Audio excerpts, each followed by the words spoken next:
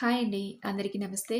ఈరోజు వీడియోలో మనం వినబోయే కథ ఏంటో తెలుసుకునే ముందు, మీ అందరికి కూడా నాదో చిన్న రిక్వెస్ట్. కొత్తగా మన ఛానల్ చూస్తున్న వాళ్ళు తప్పకుండా ఒక లైక్ చేసి, మీ ఫ్రెండ్స్‌కి, ఫ్యామిలీ మెంబర్స్‌కి షేర్ చేయండి. అలాగే ఇలాంటి మరెన్నో మంచి మంచి కథలు వినాలనుకుంటే ఛానల్‌ని వెంటనే సబ్స్క్రైబ్ చేసుకొని, పక్కన ఉన్న బెల్ ఐకాన్‌ని క్లిక్ చేయండి. మరి ఇప్పుడు లేట్ చేయకుండా కథలోకి వెళ్ళిపోదాం.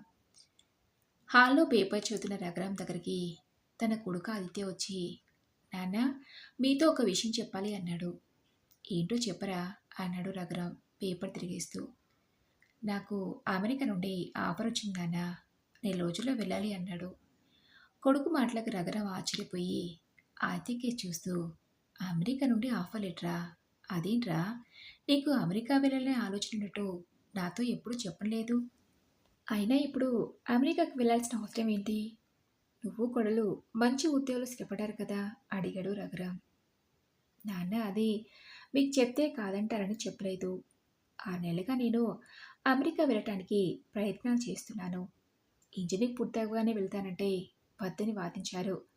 ఇక నెలంతా కష్టపడినా జీతాలు అంతంత మాత్రంగానే ఉంటాయని మీకు తెలీదా? అదే అమెరికాలో అయితే తక్కువ కాలంలో ఎక్కువ సంపాదించుకొని తిరిగి ఇండియాకి రావచ్చు అన్నాడు ఆదిత్య.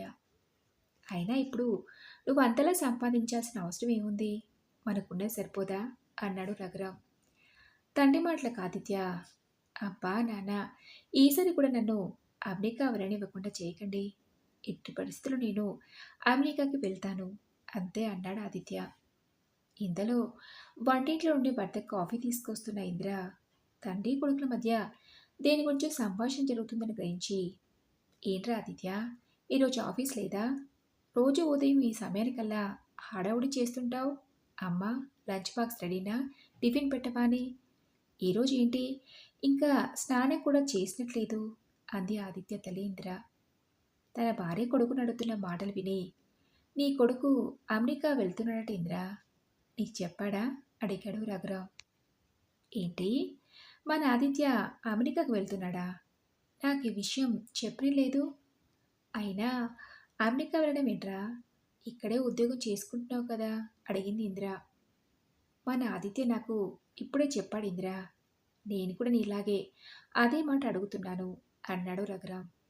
అదేంటి ఆదిత్య, కోడలు కడుపుతూ ఉంది, రేపో మాపో మన ఇంట్లోకి మనవడో మనవరాలు వస్తుందని సంబరపడిపోతుంటే ఇంతలోనే ఏంటి నిర్ణయం? వద్దురా ఆదిత్య, నేను బాగా చదివించి ప్రయోగం చేసి రేపు చివరి రోజుల్లో మాకు తోడుగా ఉంటామనుకున్నా ఈ తల్లిదండ్రులకు అన్యాయం చేయకురా. మా ఇద్దరి పిల్లలు మాకు 2 కళ్ళు అనుకుని కంటికి రెప్పలా కాపాడుకుంటూ పెంచి పెద్ద చేశాం. నీ చెల్లెల ఆడపిల్ల కాబట్టి పెళ్లి చేసి అత్తారింటికి పంపించాం. ఇక మిగిలింది నువ్వు ఒక్కడివే. ఈ వయసులో మాకు తోడుగా ఉంటావనుకుంటే నువ్వు కూడా మాకు దూరం అయితే మీ నాన్న నేను భరించలేమురా ఆదిత్య. నా మాట విని నీ నిర్ణయాన్ని మార్చుకో ఆదిత్య. వృద్ధాప్యంలో పిల్ల ప్రేమ, ఆప్యాయత కరువైతే ఆ తల్లిదండ్రులు పడే వేదన మాటల్లో చెప్పలేండి ఆదిత్య. నీ తల్లిదండ్రుల పట్ల నీకున్న బాధ్యత ఇదేనా అడిగింది ఇందిర.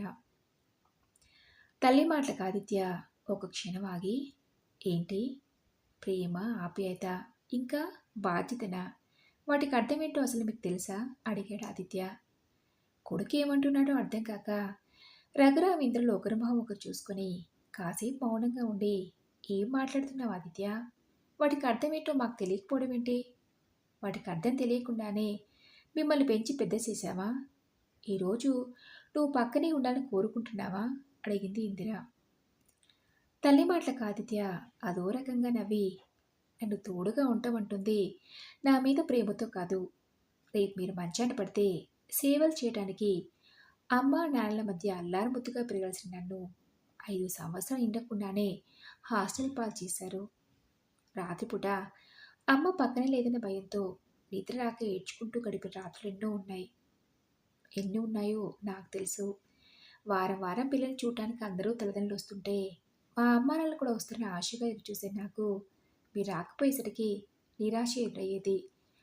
పండగలకి సెలవులకి నన్ను ఇంటికి తీసుకొస్తారని ఆశగా ఎదురుచూస్తే ఏవో కొన్ని స్నాక్స్ డబ్బులు ఇచ్చి నేను ఇంటికి తీసుకెళ్తే అక్కడ నేను చూసుకోవడానికి ఎవరూ లేరని చెప్పి నన్ను అక్కడే వదిలేసి తిరిగి మీరు ఇంటికి వచ్చేవారు. ఒకవేళ మీకు వీలు కుదిరి నన్ను ఇంటికి తీసుకెళ్ళినా అస్తమానం చదువు చదువుని వెంటపడేవారు. స్వేచ్ఛగా ఒక రోజైనా ఆడుకొనిచ్చారా? ఎప్పుడైనా సెలవులకి ఇంటికొచ్చినప్పుడు నా ఫ్రెండ్స్‌తో సినిమాలకి వెళ్ళనిచ్చారా? చెల్లెలే నన్ను ఒకేసారి ఎప్పుడైనా హాస్టల్ నుండి తీసుకొచ్చినప్పుడు సరదాగా అల్లరి చేస్తూ మాట్లాడుకుంటుంటే, ఏంటి అల్లరి? ఇరుగు పొరుగు వింటారనే మేనర్స్ కూడా లేకుండా అని క్రమశిక్షణ పేరుతో నన్ను చంపుకు తినేవారు. ఎన్నో మధుర జ్ఞాపకాలు పంచే బాల్యాన్ని ఒక్కరోజే నాకు నచ్చినట్టుగా గడపలేదు. ఇంజనీరింగ్ పూర్తయ్యాకైనా అమెరికాకి వెళ్తానంటే వద్దని వారించారు. ఎప్పుడు మీకు నచ్చింది తప్ప నాకు ఇష్టం వచ్చినట్టు నన్ను ఉండనిచ్చారా? ఇప్పుడు నాకు పెళ్ళైంది. ఓ బిడ్డకి తండ్రిని కాబోతున్నాను. ఇంకా మీ పట్టుదలతో, స్వార్థంతో నా జీవితాన్ని ఆగం చేయకండి. ప్లీజ్ అన్నాడు ఆదిత్య. ఆదిత్య మాటలు విన్న రఘురాం, అయిపోయిందా? ఇంకా నువ్వు చెప్పాలి అనుకునేది ఏమైనా మిగిలి ఉందా? అడిగాడు రఘురాం. తండ్రి మాటలకు ఆదిత్య ఏం మాట్లాడకుండా మౌనంగా ఉండిపోయాడు. నీ పట్ల మాకు ప్రేమ లేకుండానే నువ్వు ఈరోజు ఈ స్థాయికి ఎదిగావా? హాస్టల్లో వేసావన్నావు కదా! ఎందుకు వేయాల్సి వచ్చిందో నీకు తెలీదా? నేను ప్రైవేట్ ఉద్యోగం చేసుకుంటూ కుటుంబాన్ని పోషించడం భారమైతే ఆర్థికంగా నాకు సహాయంగా ఉండటానికి మీ అమ్మ ఉద్యోగం చేస్తానంది. మీ అమ్మ నాకన్నా బాగా చదువుకుంది. మిమ్మల్ని చూసుకోవడానికి ఎవరూ లేని కారణంగా మీరు పుట్టగానే ఉద్యోగం మానేసింది. మిమ్మల్ని బాగా చదివించాలని తను నాతో సమానంగా కష్టపడింది. 20 కిలోమీటర్ల దూరం రోజూ ప్రయాణం చేసి తిరిగి వచ్చేసరికి ఆలస్యం అవుతుందని ఇంట్లో పిల్లలిద్దరే ఎలా ఉంటారో ఏంటోనని హాస్టల్లో చేర్పించాల్సి వచ్చింది. ఇక సెలవులకి పండగలకి తీసుకురాలేదని అడిగావు కదా! నీకు సెలవులున్నప్పుడు మాకు సెలవు లేక మిమ్మల్ని ఇంటికి తీసుకొస్తే చూసుకునేవాళ్ళు లేక కొన్ని సమయాల్లో హాస్టల్లోనే ఉంచాల్సి వచ్చింది. మీ ఫ్రెండ్స్తో సరదాలకి నోచుకోలేదని నిన్ను క్రమశిక్షణ పేరుతో కట్టడి చేశామని తెగ బాధపడుతున్నావు కదా! ఆ సరదాలకి తిరుగులకి దూరంగా ఉన్నావు కాబట్టి చదువు మీద ధ్యాస పెట్టగలిగావు. ఇప్పుడు మంచి ఉద్యోగంలో స్థిరపడ్డావు. అమెరికాకి వెళ్ళగలిగే స్థాయికి ఎదిగావు. ఇప్పుడు చెప్పు, ఇందులో మా స్వార్థం ఏముంది? మా పిల్లలిద్దరినీ బాగా చదివించాలని, ఆ ఖర్చులను భరించడానికి మేమిద్దరం ఉద్యోగం చేయటం మా స్వార్థమా? పైసా పైసా కూడబెట్టి మీకు ఫీజులు కట్టింది మా స్వార్థం కోసమా? నేను ఇంజనీరింగ్ చెల్లిని మెడిసిన్ చదివించింది కూడా మా స్వార్థం కోసమేనా?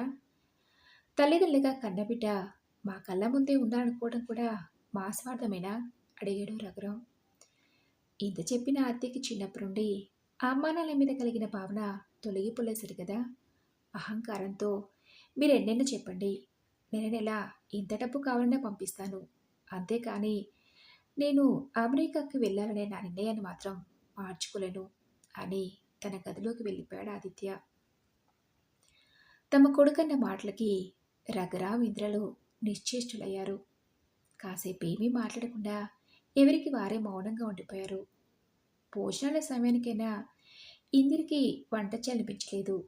మధ్యాహ్నం 2 కావస్తుండటంతో రఘురాం తన భార్యని, ఇందిరా, ఆకలిస్తుంది, భోజనం వడ్డిస్తావా? అడిగాడు. ఏదో పరధ్యానంలో ఉన్న ఇందిర భర్త మాటలకు ఉలికిపడి నిండు కుండలా మారిన కళ్ళని తుడుచుకుంటూ, అయ్యో, ఇప్పుడే 5 నిమిషాల్లో వంట పూర్తి చేస్తానని గబగబా అక్కడి నుంచి లేచి వంటింట్లోకి వెళ్ళింది. ఇందిర వంట చేస్తూ ఆయన ఆకలి కోర్చుకోవాలనే విషయం మర్చిపోయి అలాగే కూర్చుండిపోయా. అయినా వాడు మాట్లాడిన దాంట్లో తప్పే ఉందని, మన పిల్లల్ని కన్న కారణంగా వాళ్ళని పెంచి పెద్ద చేసి ప్రయోజకులను చేయడం మన బాధ్యత. పిల్లల్ని ప్రయోజకులు చేసిన కారణంగా మన కోసం వాళ్ళ అభివృద్ధిని ఇష్టాలను మానుకుని ఇక్కడే ఉండిపోమనటం న్యాయం అవుతుందా అని తనలో తానే మాట్లాడుకుంటూ ఇందిర వంట పూర్తి చేసింది. కొడుకు కోడల్ని భోజనాలకు పిలుద్దామని గదిలోకి వెళ్ళి చూసేసరికి వాళ్ళు కనిపించలేదు. బహుశా బయటికి వెళ్ళారనుకుంటా. వంటగదిలో ఉన్న నాకు ఒక మాట అయినా చెప్పలేదు. పోనీలే అనుకుని భర్తని డైనింగ్ టేబుల్ వద్దకు వచ్చి కూర్చోండి అని పిలిచి ఇందిర వాళ్ళిద్దరికీ భోజనాలు వడ్డించింది. రఘురాం రోజులాగే భోజనం చేస్తున్నా ఇందిరకి మాత్రం ముద్ద దిగలేదు. ఏంటి ఇందిరా, అన్నం తినకుండా ఏదో ఆలోచిస్తున్నట్టున్నావు, తిను అన్నాడు రఘురాం. మన ఆదిత్య అన్న మాటలే పదే పదే గుర్తొస్తున్నాయండి. అన్నం తినాలనిపించట్లేదు. పిల్లలు పుట్టినప్పటి నుండి వాళ్ళ కోసం తప్ప మన కోసం ఒక్కరోజైనా బ్రతికింది లేదు. అలాంటిది వాడు ఈరోజు ఇలా మాట్లాడుతుంటే చాలా బాధగా అనిపించిందండి అంది ఇందిర. భార్య మాటలకి రఘురాం, ఏం చేస్తాం, పిల్లలు చిన్నగున్నప్పుడే మన పిల్లలు పెరిగి పెద్దయ్యి వాళ్ళ కాళ్ళ మీద వాళ్ళు నిలబడ్డాక ఇంకా మన మాట వినాలి అనుకోవటం మన అవివేకమే అవుతుంది. వాడు మనంతయ్యాడు, పెళ్ళైంది, ఓ బిడ్డకి తండ్రి కాబోతున్నాడు. వాడి అభిప్రాయాలు వాడికి ఉంటాయి. వాడికి మనం నచ్చ చెప్పగలమా? వాడెక్కడున్నా సంతోషంగా ఉండాలని కోరుకునే వాళ్ళం. ఇక మీదట వాడిష్టం, వాడి మాటల కడ్డు చెప్పకు అన్నాడు రఘురాం. వాడు మనల్ని ఇంతలో నిలదీసిన తర్వాత కూడా ఇంకా వాడిని అమెరికా వెళ్లకుండా ఆపుతానా? వృద్ధాప్యంలో ఎప్పుడో ఏదో జరుగుతుందని వాడి ఇష్టాలకు అడ్డు చెప్పడం ఎందుకు? వెళ్ళనివ్వండి. కాకపోతే వాడి పిల్లలతో నానమ్మ అని పిలిపించుకుంటూ వాళ్ళ ఆలనా పాలనా చూస్తూ సంతోషంగా గడుపుదామనుకున్నాను. ఏం చేస్తాం, దేనికైనా రాసిపెట్టి ఉండాలి కదా అని ఇందిర అన్నం తినకుండానే ప్లేట్లో చీకటికేసుకుంది. కాసేపటి తర్వాత బయటికి వెళ్ళిన ఆదిత్య తన భార్య స్వాతి తిరిగి ఇంటికొచ్చారు. కొడుకు కోడలు రావటం గమనించిందిరా, భోజనాలు చేతురికండి రండి అని పిలిచింది. అందుకు ఆదిత్య, బయటే తినేసి వచ్చామమ్మా అన్నాడు.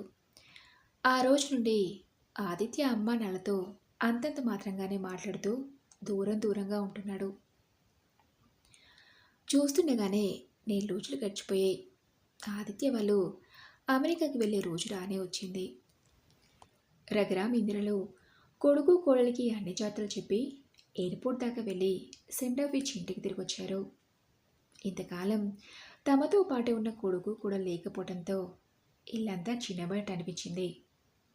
రఘురాం ఇంద్రలు ఒకరికొకరు నీకు నేను, నాకు నువ్వు తోడుగా ఉన్నాం కదా అని ధైర్యం చెప్పుకున్నారు.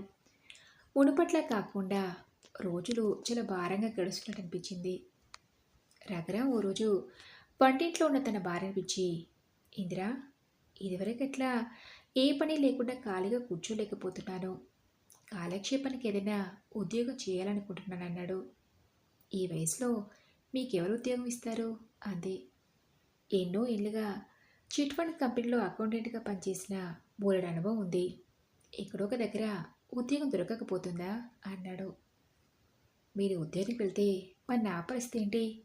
ఇంట్లో ఒక్కదాన్ని కూర్చొని ఏం చేయను? అంతకుముందంటే కొడుకు కోడలు ఇంట్లో ఉండటం వల్ల ఏదో ఒక పని ఉండేది.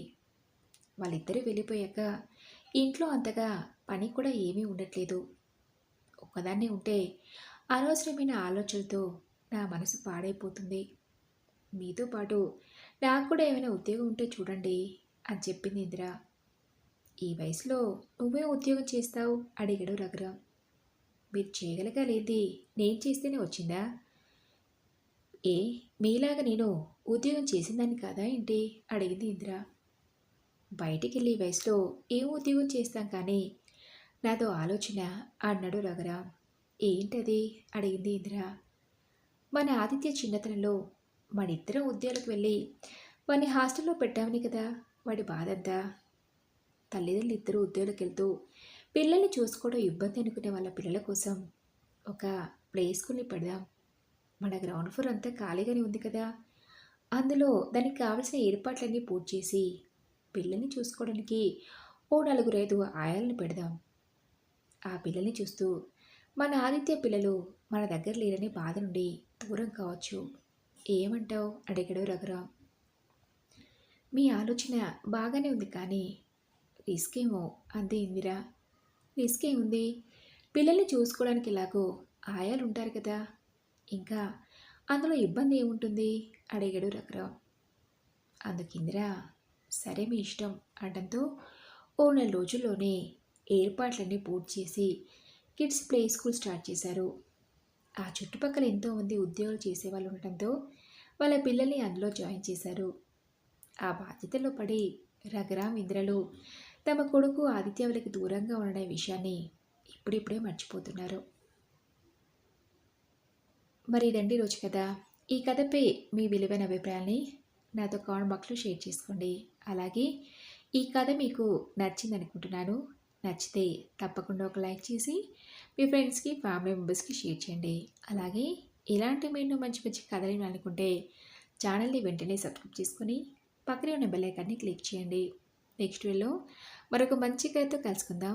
Thank you for listening.